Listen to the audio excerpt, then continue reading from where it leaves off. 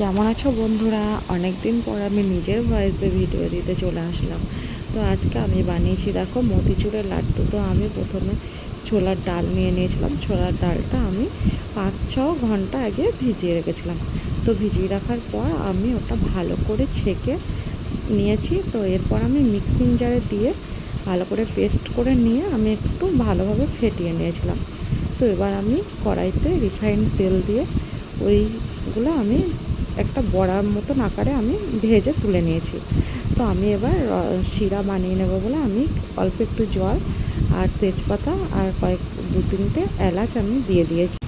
তো আমিও এদিকে ওই যে বড়াগুলো মিক্সির মধ্যে দিয়ে আবার আমি গুঁড়ো করে নিয়েছি। আর আমি দেখো জলের মধ্যে অল্প একটু ফুড কালারও অ্যাড করে দিলাম। তো এরপর আমি চিনিও দিয়ে দিলাম শিরার জন্য। তো এবার আমার শিরাটা ভালো করে জাল হতে দেব। তো এরপর দেখো আমার শিরাটা মনে হচ্ছে প্রায় জাল দেওয়া হয়ে গেছে। তো এবার আমি ওই গুঁড়োগুলা এই শিরার মধ্যে দিয়ে ভালোভাবে একটু নেড়ে চেড়ে নেব। তো তো আমি পুরোটাকে এবার ভালোভাবে মিক্সড করে নেব। তো দেখো আমার কালারটা কত সুন্দর হয়েছে। এটা ফুড কালারের জন্য কালারটা হয়েছে।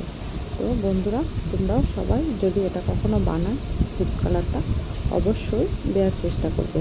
তো আমি দেখো ওটা প্রথমে একটু কড়াই থেকে নামিয়ে ঠান্ডা হতে দিয়েছিলাম। তারপর আমি লাড্ডুর মতো গোল গোল করে পাকিয়ে নিয়েছি। এরপর আমি একটু ড্রাই ফ্রুট দিয়ে দিয়েছি। আর আমার ঘরে কেশর ছিল বলে আমি একটু ওপরে কেশরও দিয়েছি। তো তোমাদের কারো যদি কেশর না থাকে তোমরা না দিতেও পারো। তো এটা সুন্দর লাগবে বলে দিয়েছিলাম। তো আমার ভিডিওটা দেখে যদি কারো ভালো লাগে অবশ্যই একটা লাইক, শেয়ার, কমেন্ট করে দেবে। সকলকে ধন্যবাদ।